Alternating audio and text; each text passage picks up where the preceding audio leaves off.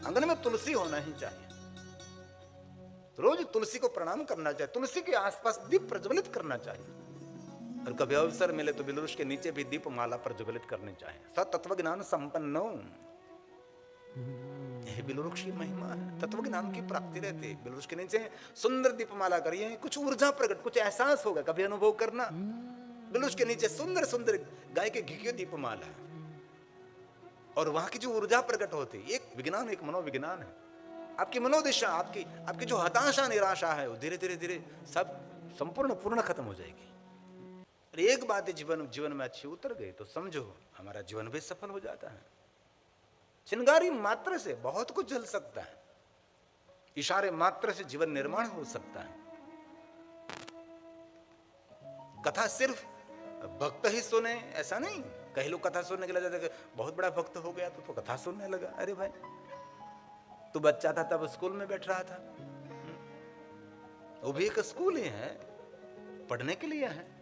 और मैं तो बार बार कहता हूं, मैं जो कहता हूं सब कुछ भगवान व्यास का प्रसाद है। शिव महाप्र ग्रंथ में जो कहा वो कहने का प्रयास करता हूं। मैं एक टीचर ही करता हूं, मैं एक मध्यस्थी हूं, इसमें मेरा कुछ भी रोल नहीं है। जो कुछ पुराणों में कहा आप तक संदेश पहुंचाने का हमारा कर्तव्य है, हमारी परंपरा है कि पुराणों को पढ़कर जो मेरे पुराणों की जो गहरी और सुंदर बात है एक सरल बनाकर हर जन तक, घर घर तक पहुंचे, हमारा प्रयास रहता है। इसलिए कथा सुनकर कुछ बदलाव आना ही चाहिए। एक कथा उपदेशात्मक कथा है, ये महात्मा ही है। तो विदुंग जन्म से ब्राह्मण था, तो ब्राह्मणों का कर्तव्य क्या है? समाज को योग्य मार्गदर्शन करना। पहले हम देखते थे ना, तो हम छोटे से बुरा मत मानना आप, ज्यादातर टीचर लोग ब्राह्मण थे और वैद्य भी ब्राह्मण थे, रसोई बनाने वाले भी ब्राह्मण थे। अब थोड़ा बदलाव, समय समय का मान रहता है। अब हमारे पत्रकार मिलते हैं तो ज्यादातर पत्रकार भी ब्राह्मण होते हैं। ऐसी बहुत सारी, क्योंकि ब्राह्मणों पर बहुत सारा जिम्मा रहता है समाज का मार्गदर्शन देने के लिए। विदुंग जन्म से ब्राह्मण है लेकिन कुछ धर्म के लिए मार्गदर्शन नहीं दे सका। अब तो कोई ब्राह्मण भिक्षावृत्ति करने के लिए नहीं जा रहा, पहले तो भिक्षावृत्ति करने के लिए ब्राह्मण घर घर जाते थे और कहकर आते थे, कोई संदेश देकर आते थे कि बहन जी एकादशी आ रही है, उपवास करना, ये अष्टमी आ रही है, ये पूर्णिमा आ रही है, कुछ अच्छे से काम करना, ऐसा कोई संदेश देकर आते। भिक्षावृत्ति तो उसका बहाना था, लेकिन घर घर तक वो संदेश देने के लिए जाते थे। ऐसा समय था, ऐसा युग था। अब युग परिवर्तन हो रहा है, बहुत कुछ बदलाव हो रहा है। 10 सालों में हम बहुत कुछ देख रहे हैं, बहुत सारा बदलाव दुनिया में आ रहा है। हर व्यक्ति की मानसिकता बदल रही है, हर व्यक्ति अपने जीवन शैली को बदल रहा है, कुछ परिवर्तन दिखाई दे रहा है देश में और देह में और मानसिकता में, बहुत कुछ परिवर्तन हम देख रहे हैं। शिव महाप्र ग्रंथ की महात्म्य कथा में कहा है कि विदुंग ने धर्म प्रचार का कोई काम नहीं किया, इस नगर में किसी को योग्य मार्गदर्शन नहीं किया कि भाई ये मार्ग श्रेष्ठ है, ये सुखी होने का मार्ग है, ये पावन मार्ग है, पवित्र मार्ग है, इस मार्ग पर चलो। क्या खाना चाहिए, क्या नहीं खाना चाहिए, कैसे हमारे रहन सहन होने चाहिए, हमारा व्यवहार क्या होना चाहिए, हमारा सामाजिक धर्म हमारा क्या होना चाहिए, कुछ भी नहीं कहा किसी को। नगर में तो लोग कैसे रहते, समुद्र के तट पर यह नगर था, इसलिए जितने समुद्र के तट पर नगर देखे वो तो सभी दरियाई सब्जी खाते हैं।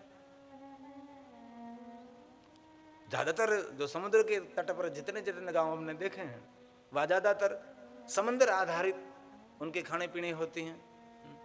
कोई भी देखो, मैं भी समुद्र के तट पर ही बड़ा हुआ हूं, मैंने भी ये सब कुछ देखा, इसमें से मैं आया हूं, मैंने देखा है सब कुछ।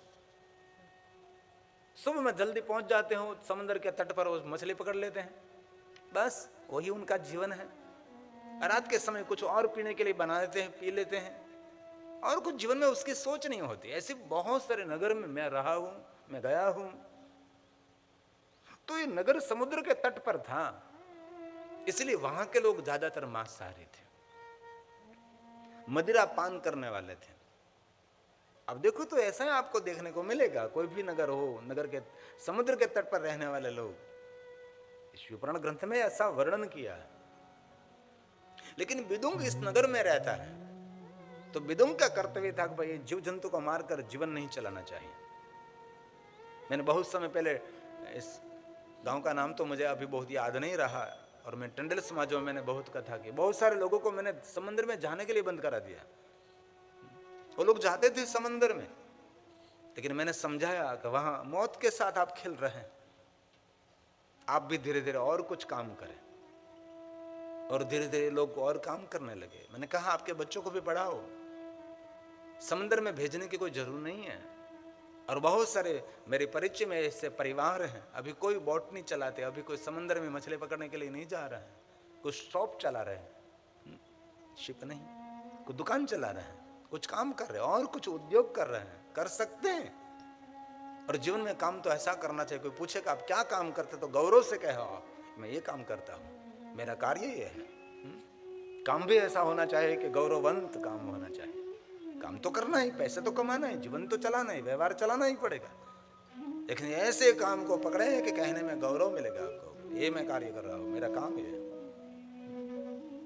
लेकिन विदुंग ने किसी को योग्य मार्गदर्शन नहीं किया। और शिव महापुराण ग्रंथ में कहा है, विदुंग का जो आध्यात्मिक रंग था वो पूरे गांव को लगना चाहिए, लेकिन गांव का रंग विदुंग को लग गया। वो स्वयं खाने पीने लगा, वो स्वयं जुआ खेलने लगा।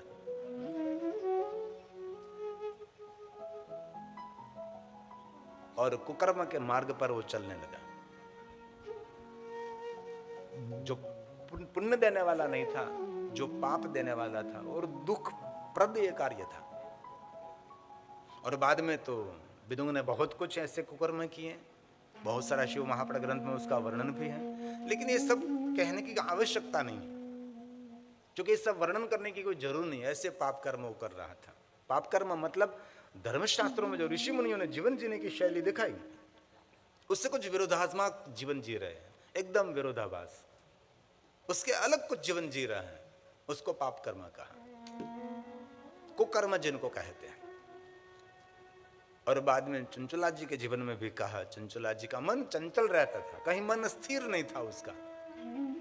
और बहुत सारे लोगों का मन भी ऐसा होता है, चंचल रहता है, ये करो, ये ना करो, ये करो, ये करो, मन स्थिर नहीं है। जैसे कोई समुद्र में जहाज चल रहा है, कभी स्थिर नहीं रह सकता, हलक डोलक रहता है। जैसे पवन में दीप कभी स्थिर नहीं रहता, वैसे ही हमारा मन कभी स्थिर नहीं रहता, चंचल मन था उसका। उसके जीवन में भी बहुत सारे कुकर्मों का वर्णन किया है, मैं यहां से कर नहीं सकता, क्योंकि शब्दों की कोई गरिमा होती है। और कथाकार को अधिकार दिया है कि कथा को योग्य आकार देना, कहीं शब्द मर्यादा भंग न हो जाए, उसका भी ख्याल रखना चाहिए। भगवान व्यास ने तो छूट छाट से सब कुछ लिख दिया, कुछ बाकी नहीं रखा, ऐसा वर्णन कर दिया। लेकिन ये मैं यहां से नहीं आपके सामने बोल सकता। दोनों पति पत्नी पाप कर्म में लगे रहते थे। जैसा नगर वैसा ब्राह्मण, ऐसी उसकी पत्नी, बहुत कुछ हुआ। लेकिन कथा में बहुत कुछ कहा है, लेकिन बहुत कम शब्दों में मैं कहने के लिए प्रयास करता हूं। एक बार अपवित्र अवस्था में, ध्यान दीजिए, शराब पीती हुई अवस्था में अकस्मात के द्वारा विदुंग की मृत्यु हुई। और बहुत लोग ऐसे मरते हैं, आप सभी जानते हैं, पी लिया, अपवित्र अवस्था रहती है, उस आत्मा की कभी गति नहीं होती, उसकी अधोगति रहती है। विदुंग की मृत्यु हुई और जीवन में एक भी सत्कर्म तो नहीं किया था, मेरे पुराणों में कहा है।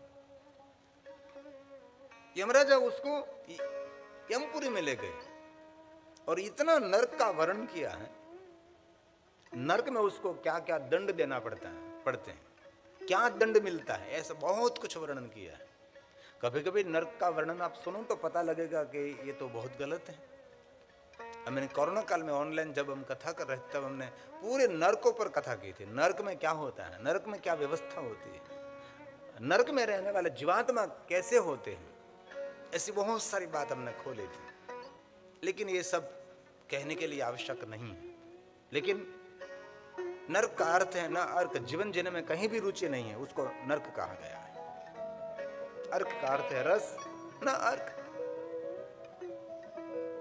कहीं घूमने फिरने में रुचि नहीं, रस नहीं, कोई सत्संग कथा कीर्तन में नहीं, किसी की भलाई में नहीं, शुभ कार्य सत्कार्यों में नहीं, कहीं उसको कहीं रुचि नहीं रहती। जिनको कहते हैं हम डिप्रेशन, हताशा, निराशा, उदासीनता, उसको नर्क कहा है ना अर्क। जीवन जीने का कोई रस ही नहीं जीवन में, कुछ खाने में रुचि नहीं, सुंदर सुंदर वस्त्र धारण करने में रुचि नहीं, कोई उत्सव नहीं, कोई महोत्सव नहीं, बस ऐसा ही बैठा रहता है, उसको नर्क कहा है मेरे शब्दों में। लेकिन शिव महापुराण ग्रंथ में नर्क का बहुत बड़ा वर्णन है। बहुत सारे पाप कर्म उसने भोगे जिनके दुखों का शब्दों के द्वारा वर्णन भी नहीं हो सकता, इतने दुख कर्म। बाद में विदुं के तो पाप पूरे नहीं हुए। पाप मतलब नकारात्मक वृत्ति।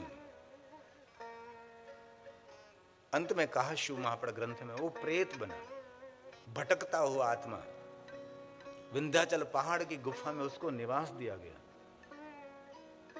प्रेत बनकर वहां रहता है, जोर जोर से रुदन करता है, आंख में से पानी के आंसू नहीं, रुधिर के आंसू,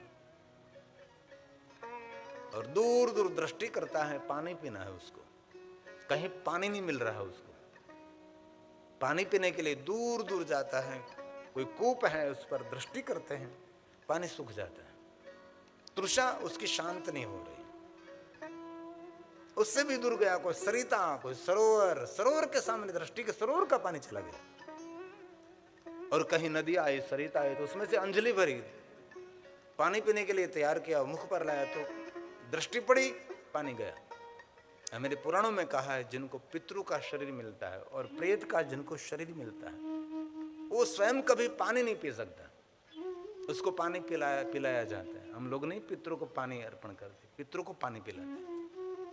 पितरों को तृप्त करने के लिए बहुत सारी पूजा पाठ विधि विधान, हमारे कर्मकांड पुराने शास्त्रों में बहुत सारे विद्वान ब्राह्मण लोग सब कुछ जानते हैं, पितरों को कैसे तृप्त किया जाए। क्योंकि पितृ अपने हाथ से कभी पानी नहीं पी सकते, उसको पानी पिलाना पड़ता है।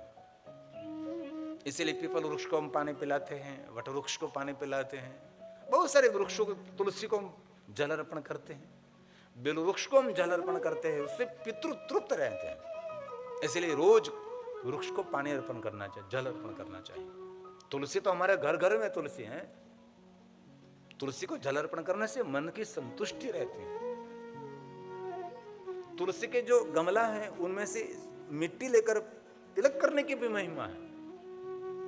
बिलवृक्ष का गमला है, बिलवृक्ष आपके आंगन में, उसको पानी अर्पण, जल अर्पण करो। बिलवृक्ष में जो मिट्टी है वो भी मिट्टी तीर्थ से भी श्रेष्ठ मान गई है, इस मिट्टी से भी तिलक कर सकते हैं आप। और कहीं भी आपको तुलसी, उसको प्रणाम कर, उसको स्पर्श कर, पवित्र हो तो स्पर्श करे तुलसी को, इसमें से सकारात्मक ऊर्जा मिलती है। तुलसी को देखने से हमारी दृष्टि भी बदलती है। तुलसी को पानी में भिगोकर खाने पीने से बहुत मन की शांति मिलती है। लेकिन कहीं भी आपको बिलवृक्ष दिखाई दे, बिलवृक्ष को प्रणाम करना चाहिए, क्योंकि बिलवृक्ष कोई सामान्य वृक्ष नहीं है। महादेव स्वरूपम बिलवृक्षो, साक्षात महादेव का स्वरूप है बिलवृक्ष। महादेव स्वरूपम बिलवृक्ष, साक्षात शिव का स्वरूप है। हम सभी को ये ऑक्सीजन नहीं देता, बिलवृक्ष प्राण देता है, प्राण वायु देता है, सकारात्मक ऊर्जा देते हैं। मेरे शास्त्रों में बहुत सारे वृक्षों की महिमा है। बबुल की महिमा नहीं है, बबुल मतलब बावड़। नव ग्रह के नव वृक्षों की भी महिमा है। कल मैं वलसाड़ गया था देव बापू के घर, वहां एक जंगल खाता के फॉरेस्टर मुझे मिले थे, तो मुझे देव बापू ने परिचय कराया कि ये जंगल खाका फॉरेस्टर है। मैंने कहा, ओ आप वृक्ष के रक्षक हैं। मैंने बहुत उसका आदर किया, क्योंकि कोई वृक्ष की रक्षा जब आप करते हैं तब वृक्ष की रक्षा नहीं कर रहे हैं, आप मानव जात की रक्षा कर रहे हैं। क्योंकि मानव जीवन पर्याय वृक्ष, वृक्ष पर्याय मानव जीवन है। जो वृक्ष नहीं रहेंगे तो मनुष्य जीवन भी नहीं रहेगा, और पक्षी नहीं रहेंगे तो वृक्ष नहीं रहेगा। पक्षी के, वृक्ष के रक्षक पक्षी हैं। और आजकल हम लोग कितने जोर जोर से पटाखे फोड़ रहे हैं, कितने जोर जोर से हम डीजे बजा रहे हैं। आपको पता नहीं है? डीजे की आवाज से अंडे फूट जाते हैं, छोटे बच्चे मर जाते हैं पक्षियों के। अब मयूर बोलने की कम आवाज सुनाई दे रही है, अब ज्यादा आवाजें किसकी सुनाई दे रही है? कुकड़ा तारीफ बोली मने मीठी मीठी लागे। अन्य पक्षियों की आवाज कम होने लगी है। केमिकल खिलाकर आज मुर्गे को बचाया जाता है। आप जहर खा रहे हैं, पॉइजन खा रहे हैं, आपके जीवन के साथ आप स्वयं खिलवाड़ कर रहे हैं। और इतना जरूर आप सब पढ़े लिखे हैं, आप आपके मित्र हैं, आप आपके शत्रु हैं? आप ही कहिए। आप शरीर की जो रक्षा नहीं कर रहे हैं तो समझ लेना चाहिए आप आपके शत्रु हैं। आप आरोग्य की रक्षा कर रहे हैं तो समझ लेना चाहिए आप आपके मित्र हैं। और कोई मित्र आपका बने ना बने, लेकिन आप स्वयं आपके मित्र बने तो बहुत कुछ आपके जीवन में रोशनी हो सकती है, बहुत कुछ असंभव संभव हो सकता है, बहुत कुछ आपके जीवन में आविष्कार हो सकता है। इसलिए आप सब पढ़े लिखे लोग हैं। बिलवृक्ष सिर्फ महादेव का स्वरूप नहीं, मूल तो ब्रह्म रूप है, मध्य तो विष्णु रूप है, अग्रत शिव रूप है। ये पंक्ति है बिल्वाष्टक की, जो बिल्वाष्टक में बिलवृक्ष के लिए गाया है। मूल तो ब्रह्म रूपाय, साक्षात ब्रह्मा का स्वरूप मूल में विराजमान है। इसलिए कभी भी बिलवृक्ष को सामान्य न समझे। अरे बिलवृक्ष के नीचे बैठकर थोड़ी देर कर पंचाक्षर मंत्र का जाप करें, आपकी मनोवृत्ति बदलेगी, मनोदशा बदलेगी, सकारात्मक वृत्ति, सकारात्मक विचार प्रकट होने लगेगी। इसलिए कभी इस बात को नकारना नहीं, इस बात को कभी खंडन नहीं करना। ये विज्ञान नहीं है, मनोविज्ञान है, मेरे ऋषि मुनियों का विज्ञान है। इसलिए आपके जो हित में होगी वो बात मैं कहने का प्रयास करूंगा। सिर्फ आपके हाथ में मुझे माला पकड़ने नहीं है, मुझे बहुत कुछ आपको देना है। और इसीलिए मैं दमन आया हूं। हमारे सौराष्ट्र में कोई दीव जाता है तो उसकी मथुरावटी मेली, और यहां कोई दमन आता है तो उसकी मथुरावटी मेली। किसी का भावना मैं कहूं मैं दमन चले तमे दमन पोगी गया तो दमन में बीजू कहीं नहीं हो भाई, एकલું પીવાનું જ છે। મને તો ઘણી વાર વિચાર એમ થાય કે અમે તો ક્યારેક દમણ આવી, આ દમણ રહેતા હશે અને શું થતું હશે।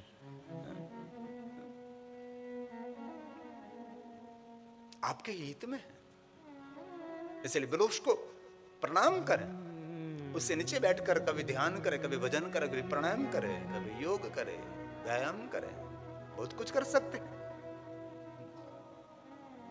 आज मैंने एक मेहमान को देखा, मुझे बहुत खुशी हुई उसके शरीर को देखकर।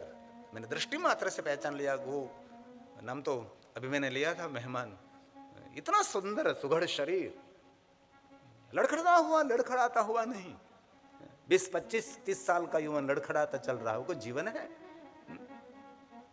युवान तो ऐसा होना चाहिए, सामने 5 व्यक्ति कुश्ती करने के लिए, 5 व्यक्ति को ऐसे फेंक दीजिए जैसे घास की पुली फेंकते हो, ऐसा जीवन। अभी जो आप टेलीविजन में देख रहे हैं उसको तालियों के द्वारा उसका आदर करें।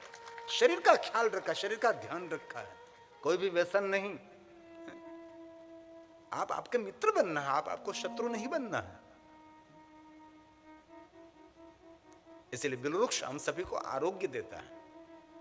मूल में ब्रह्म है, मूल तो ब्रह्म रूपाय, मध्य तो विष्णु रूपेण, अग्रतः शिव रूपाय, एक बिल्वं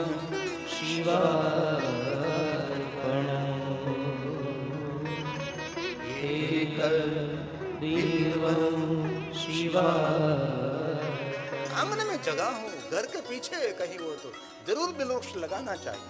आरोग्य देने वाला है, उत्साह और आनंद देने वाला ये वृक्ष है। आंगन में तुलसी होना ही चाहिए, रोज तुलसी को प्रणाम करना चाहिए, तुलसी के आसपास दीप प्रज्वलित करना चाहिए। और कभी अवसर मिले तो बिलवृक्ष के नीचे भी दीप माला प्रज्वलित करनी चाहिए। सतत्व ज्ञान संपन्नो, यही बिलवृक्ष की महिमा है। तत्व ज्ञान की प्राप्ति रहती है। बिलवृक्ष के नीचे सुंदर दीपमाला करिए, कुछ ऊर्जा प्रकट, कुछ एहसास होगा, कभी अनुभव करना।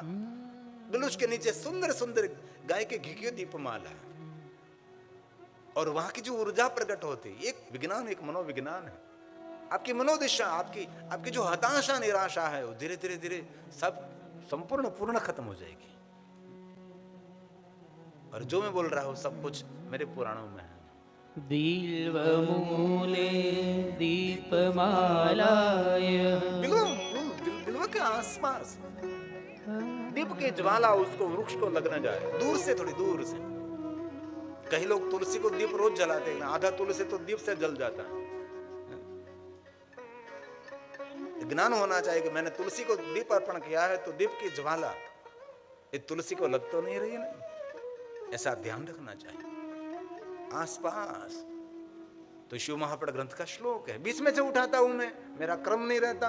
एक ही हमारा क्रम है कि महादेव के बारे में आपको बताना, आपके जीवन के लिए हितकारक कोई बात है, आपके लिए शुभ बात है, मंगलकारी बात है, आप तक पहुंचाना वही हमारा कर्तव्य है। और जो कुछ मैं बोलता वो सर्व सिद्धांत निष्पन्नम आधार रहता है मेरे पास। ऐसी काल्पनिक कल्पित आपको बहकाने वाली बात हम कभी नहीं करते। अब श्रद्धा की ओर हम आपको यात्रा कराएंगे, अंधश्रद्धा की ओर नहीं, पागलपन नहीं भाई, कभी नहीं। वास्तविकता जीवन में स्वीकारे, वास्तविकता को देखे, काल्पनिक जगत में नहीं, सपना के जगत में नहीं, वास्तविक जीवन को देखे जरा। वास्तविकता क्या भाई? ये वास्तविकता है। और हमारी हृदय से प्रार्थना है, घर में शांति का माहौल खड़ा करना है तो आपका बेटा जैसा है वैसे ही रूप में स्वीकारो, आपका पिताजी जैसे हैं वैसे ही रूप में स्वीकारो। किसी को सुधारने का प्रयास करोगे तो घर में कलह होगा। आज नहीं तो कल भगवान उन पर कृपा करेंगे, उसकी बुद्धि परिवर्तित हो जाएगी और जरूर उसके जीवन में बदलाव होगा। और मनुष्य के जीवन में कोई किसी को बदला, कोई व्यक्ति किसी के जीवन में बदलाव नहीं आ सकता। उसके जीवन में बदलाव तो तब आएगा जब वो कोई सत्संगी बनेगा, सज्जनों का संग करेगा, अच्छे पुस्तकों का वांचन करेगा, और तब बदलाव, बाकी नहीं, कभी नहीं हो सकता। आप लाख ढोल टिपते रहो, कुछ भी नहीं होगा। हम उस घर में दरार आएगी, घर में मन एक दूसरे का इकट्ठा हो जाएगा। इसलिए जैसे माँ जैसे है इस रूप में स्वीकार लीजिए, पिता जैसे है स्वीकार लीजिए, पिता पीता है तो पीते के रूप में स्वीकार लीजिए, पीता है तो पीता पीने दो, क्यों कलह करते हैं? उसको डॉक्टर कहेंगे कि फेफड़े सब खाली हो गए, ओजरी सब जठराग्नि मंद हो गया है, अब आप जी नहीं सकोगे, छोड़ दीजिए। आप जीवन भर करते रहो, नहीं छोड़ेगा। डॉक्टर एक बार कहेगा ना, सब कुछ छूट जाएगा उसका। और एक बात कहूं, सबसे बड़ा परमात्मा का अपराधी कौन है? परमात्मा ने दिया हुआ सुंदर शरीर नहीं खाकर नहीं पीकर अपने शरीर को गंदा कर देते हैं। ईश्वर का सबसे बड़ा गुनहगार है। भगवान कभी माफ नहीं करते हमको। ईश्वर ने दिया है, भेंट दिया हमने। सीमेंट कॉन्क्रीट के मंदिर तो हम बनाते हैं, मंदिर ईश्वर ने बनाया, परमात्मा ने बनाया है। आत्मा के साथ परमात्मा की चेतना रहती है। ये हमारा जीवन है भाई। इसलिए अपने आरोग्य के प्रति कभी खिलवाड़ नहीं करना चाहिए। और कुछ आपसे हो सके ना हो सके कोई बात नहीं, लेकिन आप आपके मित्र बने, ये हमारा प्रयास रहता है। आपके जीवन में सुख शांति रहे, आपके जीवन में आनंद रहे, उत्साह रहे, मुख पर प्रसन्नता रहे, खिला हुआ चेहरा रहे। और भगवान को खिला हुआ चेहरा प्रिय है। बुरझाया पुष्प भगवान को हम नहीं चढ़ाते, सुंदर खिला हुआ महकदार पुष्प हम परमात्मा को अर्पण करते हैं। तो हमारा पुष्प की तरह खिला हुआ चेहरा परमात्मा को प्रिय है। यही हमारा प्रयास रहते हैं। तो पितरों को तृप्त करने के लिए श्रेष्ठ मार्ग है जल अर्पण करे, वट वृक्ष को, पीपल वृक्ष को, ऐसे बहुत सारे वृक्ष को, बेल वृक्ष को, तुलसी को, और महादेव को अभिषेक करे। कभी अवसर मिले बाबा को जल चढ़ावे, मन की शांति मिलते हैं। महादेव के पास जल की कोई कमी नहीं, उसके मस्तक पर गंगा जी है और आप एक तांबे के जल की लोटी लेकर जा रहे हैं। ये मन को सकारात्मक करने के लिए, मन को शांति देने के लिए हमें ऋषि मुनियों की परंपरा है। और सुबह से लेकर शाम तक कोई शिव जी पर जल चढ़ाता रहे तो अभी शिव शांत बैठे हैं। क्यारेक आपड़ा घर में આપણે અખતરો કરવો જોઈએ, આપણા બાપાને આખો દિવસ પાણીનો લોટો માથા પર રેડા કરવો જોઈએ, બાપુ હું બોલે જોઈએ, કેવા ભજનો સંભળાવી દે બાપુ, એ તો શંકર દાદો સહન કરે ને। એક નહીં બીજો લોટો, બાપા બેઠા પલંગ ઉપર ને સોફા પર એક જલનો લોટો ચડાવો લ્યો,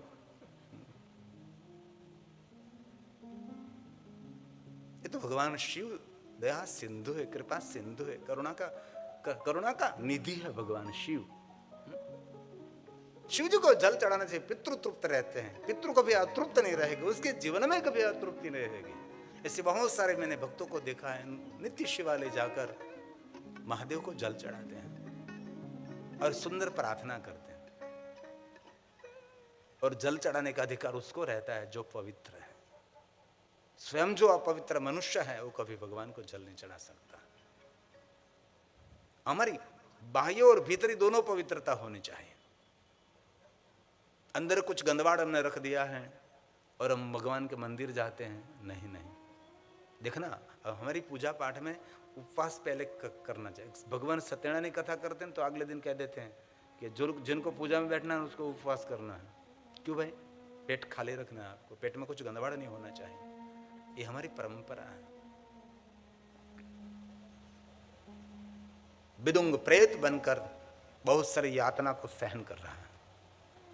रुधिर का आंसू, जल का नहीं, जोर जोर से रो रहा है, आवाज कर रहा है और प्रेत बनकर इधर उधर यहां वहां भटक रहा है। अतृप्त आत्मा जिनको कहते हैं। और सृष्टि में सब कुछ है जिनको हम देख नहीं सकते। जिनको शरीर मिला है उसको हम देख सकते, जिनको शरीर नहीं मिला उसको हम देख नहीं सकते। हम सभी लोग 5 भूतों से बने हैं, इसीलिए देखा जाता है। हमारे में जल तत्व है, हमारे में पृथ्वी तत्व है, इसीलिए हम सब दिखाई देते हैं। और जिनको प्रेत का शरीर मिलता है ना, उसको पृथ्वी तत्व और जल तत्व नहीं मिलता, इसीलिए वो दिखाई नहीं देते।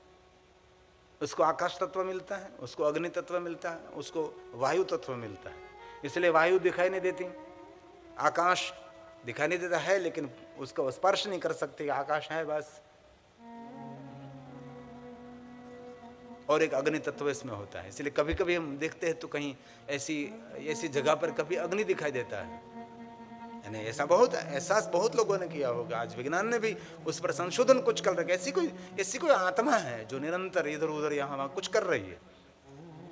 ऐसी बात पुराणों में भी है और धीरे धीरे अभी टेक्नोलॉजी आगे बढ़ रही है और उसका बहुत सारा प्रमाण मिल रहा है कि ऐसी कोई भी आत्मा होगी जिनके पास पृथ्वी तत्व और जिनके पास जल तत्व नहीं है, सिर्फ अग्नि तत्व है, आकाश तत्व, वायु तत्व है।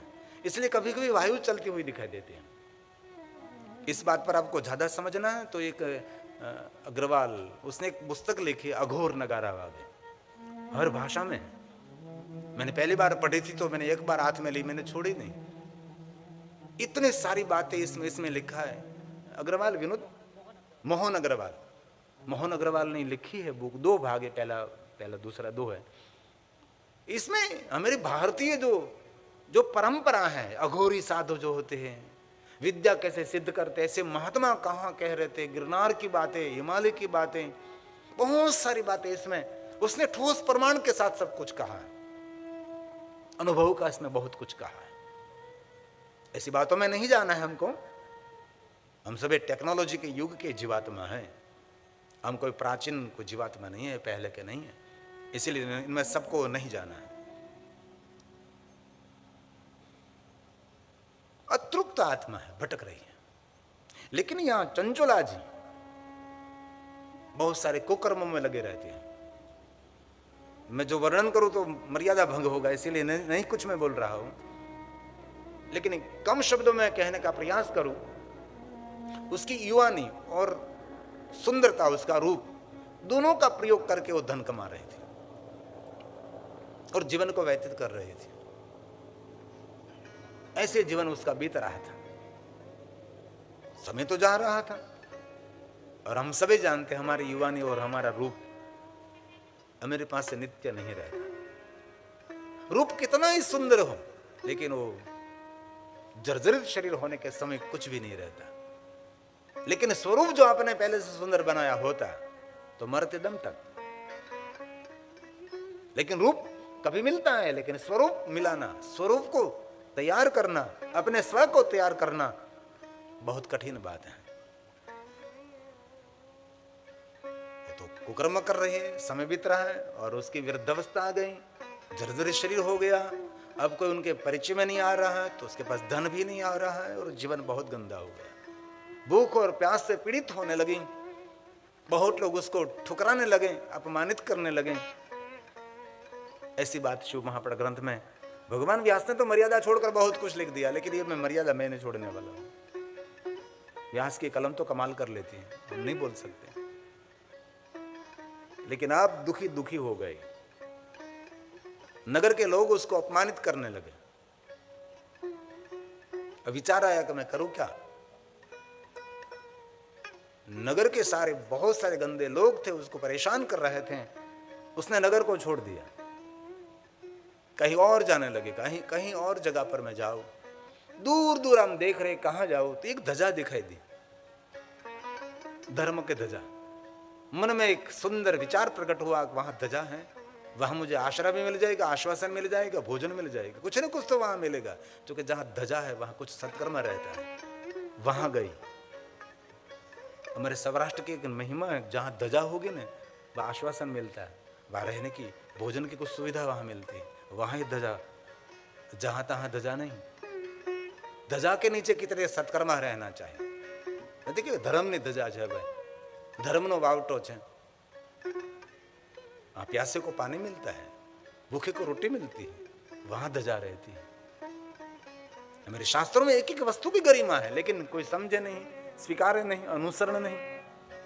तो वहां गई और सुंदर एक मंदिर देखा। किसी को पूछने लगी कि ये मंदिर किस भगवान का है। किसी व्यक्ति ने कहा कि बहन जी ये मंदिर नहीं, वो तो शिवालय है। क्योंकि मंदिर और शिवालय में तो थोड़ा सा आप सभी जानते हैं कि जहां देवताओं की प्रतिमा स्थापित की जाती है उसको मंदिर कहते हैं, और जहां महादेव का शिवलिंग स्थापित है उसको शिवालय कहते हैं। आलयम सर्वदेवानां तस्मा लिंग मुच्यते। ये तो शिवालय है। ओ, मैंने जीवन में कभी कोई मंदिर, कोई देवालय, कोई शिवालय नहीं गई। शिवालय जाने के लिए कदम उठे। कब कदम उठे? जब सूर्य अस्त होने वाला था तब उठे। जब सूर्य तप रहा था, मध्याह्न का सूर्य था, तब कहीं नहीं उठे। जब सूर्य ढलने की तैयारी हुई, मेरी भाषा समझ रहे हैं ना आप, जब सूर्य अस्त होने की तैयारी हो रही थी तब कदम चले कथा की ओर। मस्तक जब भरपूर काले बाल थे तब कथा की ओर पैर नहीं चले, मंदिर की ओर नहीं चले। बाल जब उझड़ गए और पूरी दुकान निकल गई तब चले सत्संग की ओर, तब चले मंदिर की ओर। अब चुनचुला जी मंदिर शिवालय पहुंचे और वहां सुंदर ऐसी सभा बैठी थी। किसी को पूछने लगी यहाँ क्या हो रहा है। किसी ने पूछा कि बहन जी आपने पूछा इसलिए कहता हूं, ये देवज्ञ ब्राह्मण है, बड़े विद्वान है और भगवान महादेव के बारे में बहुत कुछ बता रहे हैं। जीवन को धन्य और सार्थक करने के लिए कुछ और बातें बता रहे हैं। ये शिव महापण कथा कर रहे हैं। चंचला जी के मन में हुआ कि जीवन मेरा बीत गया, कोई कथा सुनी नहीं मैंने, कोई सत्संग भी मैंने नहीं सुना। और दूसरों को सत्संग सुनाना, किसी को सत्संगी बनाना, किसी को पकड़कर सत्संग में लाना, ये पुण्य नहीं है, महापुण्य है। किसी को भोजन कराओगे तो दूसरे दिन भूखा हो जाएगा, लेकिन उसके जीवन में जो भजन आएगा ना तो कभी भूखा नहीं रहेगा। ये भजन की महिमा है। नरसिंह ने कभी अपेक्षा नहीं की थी मुझे कुछ रोटी मिल जाती थी। जलाराम बाबा क्यों गए, राजमहल में रहने वाले, झोपड़े में रहने वाले थे। ये क्या क्या दुनिया में हमने सभी दृष्टांत देखे। कथा में बैठ गए चुनचुला जी, जीवन में पहली घटना है, कथा सुनने की पहली घटना है। और दुनिया में बहुत सारे लोग ऐसे आपको मिलेंगे, पहली बार कथा सुनते होंगे। मुझे भी ऐसे लोग मिले कि हमने जीवन में कभी कथा नहीं सुनी, पहली बार हम कथा में आए और इसीलिए आए थे कि उसने निमंत्रण दिया था, आमंत्रण दिया था, इसलिए उसके साथ थोड़ा सा रिश्ता है, सो रिश्ता टिकाने के लिए कथा में आए थे। तो रोज के लिए कथा में टिक गए, सिर्फ रिश्ता निभाने के लिए आए थे।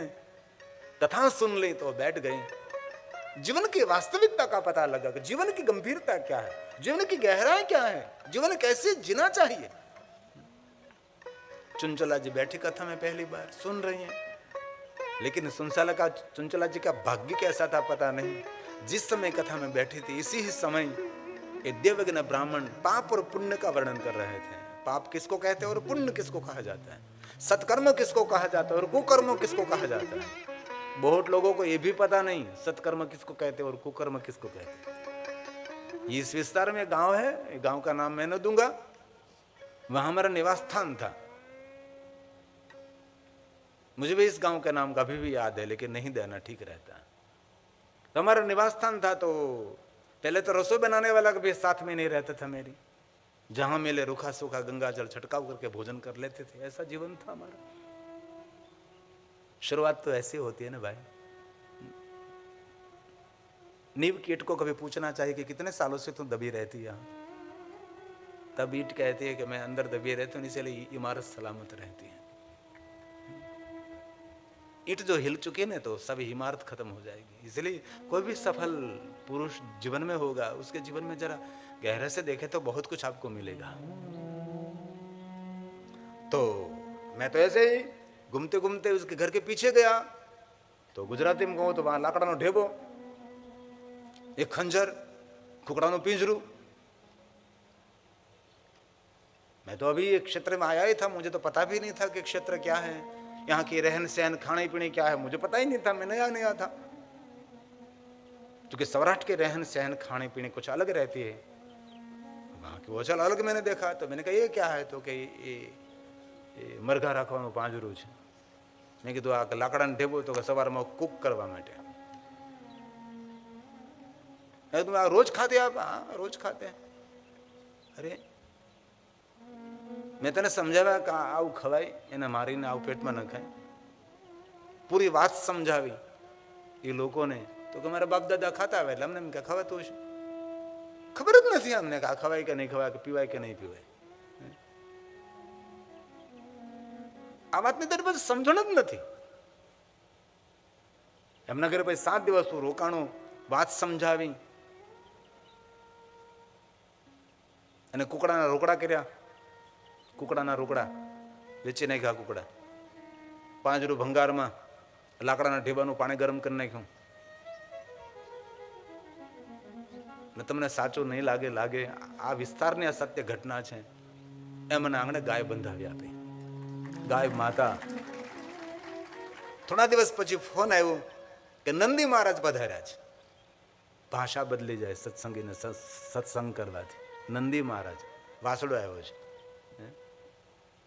આજે ગૌરવ મને થાય કે આખો પરિવાર શુદ્ધ શાકાહારી પરિવાર છે અને છોકરા છોકરીઓ બધા સુખી છે। ઘરમાં કોઈ તકલીફ નથી, સૌ પ્રેમ અને હસી મજાકથી રહે છે। આજે जीवन परिवर्तन करना ही चाहिए।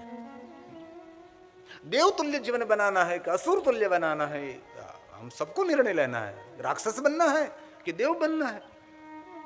राक्षस अनित्य है और देव नित्य है, निरंतर रहता है देवता, और असुर निरंतर नहीं रहते। इसलिए आपके जीवन के बारे में सोचना है। तो जिस समय कथा में आई सुनचला जी, तब कर्मों का सिद्धांत समझा रहे थे, कैसे कर्म करने से क्या फल मिलता है। और एक बात दिल से याद रखिए, मेरे कर्मों का फल हमको ही भोगना पड़ेगा, आपकी पत्नी को नहीं, पुत्र को नहीं। आप अनिति करके धन ला रहे हैं, ये लोग खा रहे हैं, तो उसको भार नहीं उठाना है। कुकर्म का भार तो जो ला रहा है उसको ही उठाना है ना। हमारे एक जानी पहचानी पंक्ति है ना, कर्म नो संघाते। आपने સૌને આવડતું હોય ને એટલે થોડુંક ગાવ તો તમને થોડુંક એમ થાય કે અમે કંઈક ગાઈએ છીએ।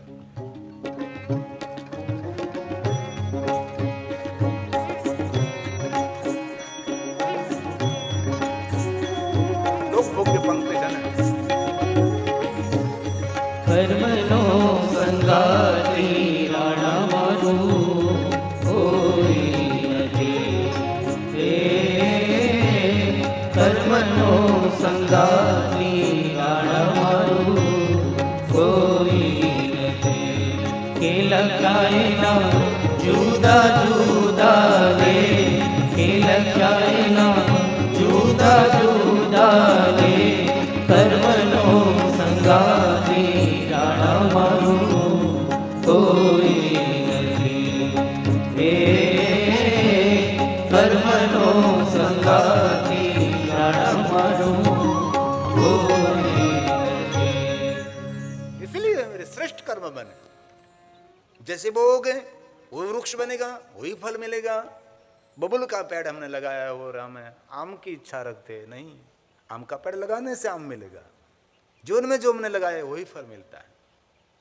चंचुला जी सुन रही हैं, पाप कर्मों का वर्णन हो रहा है, और कथा सुनते सुनते चंचुला जी ने निर्णय ले लिया, अरे ये सभी को कर्म तो मेरे जीवन में मैंने बहुत किए हैं,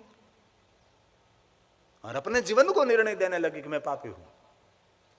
दूसरों को निर्णय देना, दूसरों पर जज करना सरल है, लेकिन हमारे सबके पर, हमारे स्वयं के पर बहुत कठिन है। चंचला जी जाग उठी कि मैं पापी हूं, अरे मैंने बहुत कुकर्म किए हैं। कथा तो पूर्ण हुई। देवज्ञ ब्राह्मण जा रहे थे, मार्ग में खड़ी रही और हाथ जोड़कर कहा, हृदय से प्रणाम करते हो, 1 मिनट के लिए मेरी बात सुनिए।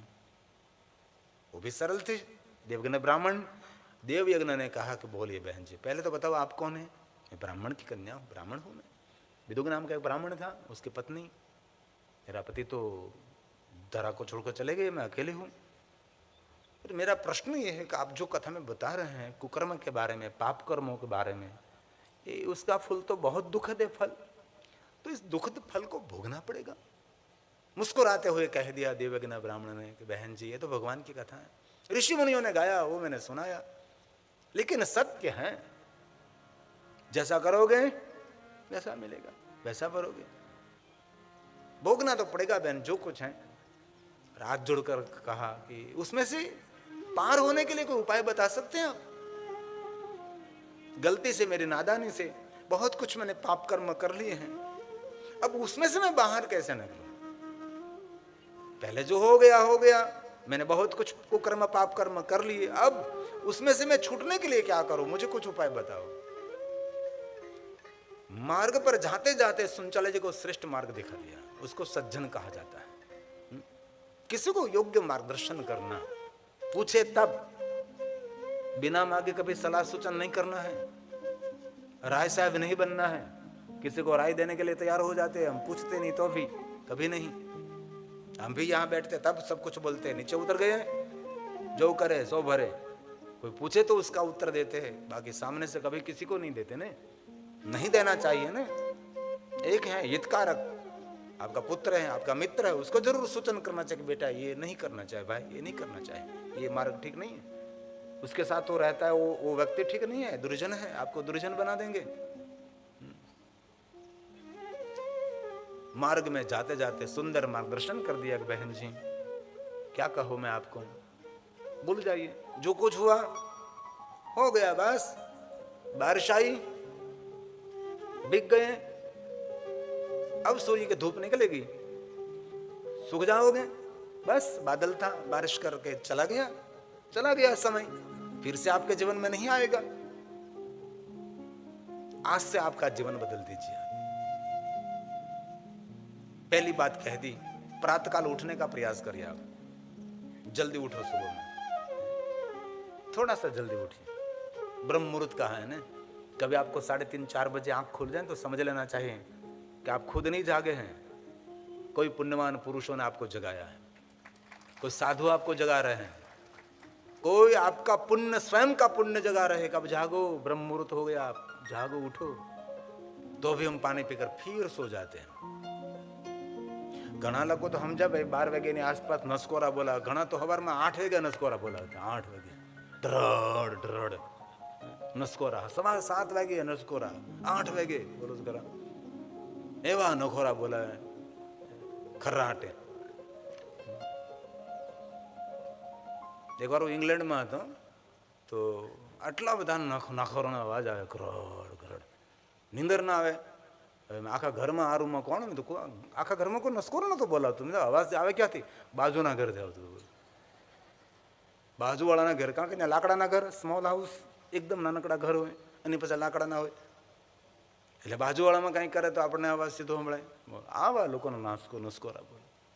नहीं, जल्दी उठिए, सुबह में थोड़ा सा जल्दी उठ जाए, उठकर एकदम फ्रेश हो जाए, बस परमात्मा का धन्यवाद माने, थोड़ी सी मुस्कुराहट मुख पर, अकेले कभी कभी अपने पर भी हंसना चाहिए। कैसे हंसना चाहिए? अरे मुझे रात को नींद आ गई तो अभी हंसना चाहिए, और नींद नहीं आ तो अच्छा, आज तो नींद भी नहीं आई, कोई बात नहीं, रात को आ जाएगी, दूसरी रात को आ जाएगी, हंस लीजिए आपके पर, मुस्कुराते हुए परमात्मा का धन्यवाद करते हुए अपने हाथ को देखें। मेरे यहाँ तो दादाजी ने सत्संग भी किया था, करागरे, कितनी सुंदर बात। ये भूमि पर दादाजी ने प्रवचन किया था, पांडुरंग शास्त्री, स्वाध्याय परिवार, जय योगेश्वर है। सब पूरी दुनिया आपके लिए खुशबूदार हो जाएगी। इसलिए तो गांव गांव में शिवालय है, कोई गांव ऐसा नहीं जहाँ शिव नहीं। आज तो सोमवार है, आज तो बहुत सारे भाई बहन शिवालय गए होंगे, शिव जी को प्रणाम किया होगा, किसी ने दूध चढ़ाया होगा, किसी ने जल चढ़ाया होगा, किसी ने पंचामृत, किसी ने बिलोपत्र, किसी ने पुष्प, चंदन, भस्म, बहुत कुछ। आज के दिन श्वेत वस्त्र भी पहनना चाहिए। आज सोमवार है ना, पाको है ना, ठीक पाचो आगे श्वेत वस्त्र, सोमवार के दिन श्वेत वस्त्र, बहुत महिमा। श्वेत वस्त्र से मन सुगड़ रहता है। पहले तो पुरुष लाल पीले पहनते ही नहीं थे, पहले तो पुरुष जाति श्वेत कपड़े ही पहनते थे। कोई भी पुरुष को देखो श्वेत, राजा महाराजा पहनते थे, एक अलग अलग उसका पोशाक था, लेकिन हमारे जैसे लोग ज्यादातर लोग श्वेत पहनते थे, सफेद, लाल डाग पण न हो। आ तो લીલા પીળા કાબર તેતરાન ખબર નહીં કેવું કેવું શર્ટ જાન ટી શર્ટ આવ્યા, ખબર નહીં કેવા કેવા પહેર્યા। आपकी यूनिफॉर्म से आपका परिचय होता है, पता है? अपने कपड़े कैसे पहने हैं, किस रंग के कपड़े पहने हैं, उससे आपकी मानसिकता एक बनती है। वो तो बहुत बड़ा विज्ञान है। दुनिया में बहुत कुछ है जानने जैसा, समझने जैसा, स्वीकारने जैसा, है ना? वैराग्यवत कथा, वैराग्य को देने वाली कथा सुनी। अर्जुन चला महादेव के परम भक्त हुई। जीवन में जो कुछ हुआ भूल गए, छोड़ दीजिए, आपसे नई दुनिया शुरू करेंगे हम। फिर ऊपर उठी, परमात्मा के परम भक्त हुए, जैसे जोगन बन गए, तेजस्वी दिव्यता से भर गई चंचला जी। गुजराती में एक बात कहूं, તમે તો આયે નહીં ક્યો, નાયે નહીં ક્યો, બસ મારે પૂછતું રહેવાનું, કહું હે। જીવનમાં આગળ વધવું હોય ને, તમારા આંસુ તમે લૂછતા શીખી જાઓ, બસ। કોઈની રાહ ન જો કે મારા આંસુ લૂછવા માટે કોઈ આવે। આ દુનિયામાં આંસુ પડાવવાવાળા માણસો તમને મળશે, આંસુ લૂછવાવાળા નહીં મળે। जीवन में सुखी होने के लिए, आगे बढ़ने के लिए, अपने आंसू को आप पोंछने के लिए आप स्वयं तैयार हो जाइए। आप ही आपकी जेब में रुमाल रखिए, और कोई दूसरा व्यक्ति नहीं, आप ही। और रोने की इच्छा होने तो कोई रिश्तेदारों के पास नहीं, सगे संबंधियों के पास नहीं, महादेव को जैसे जलाभिषेक करते हैं ना, वैसे कभी कभी आंसू से अभिषेक कर दीजिए। ले बाबा तू सुन ले, तू जरा देख ले, अब थोड़ा काम तो बिगड़ गया है, लेकिन सुधरना तो तेरे हाथ में है, आप कर सकते हैं। चंचला जी महादेव के परम भक्त हुई, शिव जी को समर्पित हो गए, जीवन को नया ढाला, नया जीवन बना दिया। आप भी कर सकते हैं बहुत कुछ। आप में बहुत शक्ति भरी है, परमात्मा ने बहुत कुछ हम सभी को दिया है, कुछ बाकी नहीं रखा है। और चंचला जी को ज्ञान हो गया कब मेरी मृत्यु निकट है, क्योंकि वृद्धावस्था तो थी, बुढ़ापा, जर्जरित शरीर तो था, और शरीर को छूटने का एक आनंद भी होता है ना, नई दुनिया देखना है उसको। इसलिए शांत बैठ गए, लंबे श्वास लेने लगी, और धीरे धीरे भगवान महादेव को याद करने लगी, और अंतिम प्रार्थना करेगी, देव देव महादेव, बाबा मैं आपकी शरणागत हूं, हजारों करोड़ों लोगों को तूने शरण दिया है, उद्धार किया है, मेरा भी उद्धार करो, मेरा भी मंगल करो। भाव प्रकट किया है। यीशु महाप्रभु ग्रंथ के श्लोक है, देवलिपि देव संस्कृत में है। देव देव महादेव, कितना सुंदर भाव प्रकट किया। शंकर जी तो देव नहीं है, तो देवों का देव तो महादेव है। बात तो समझ में आ रहे हैं ना सबको? मैं बोले जा रहा हूँ, ठीक लग रहा है ना सबको? आपको सब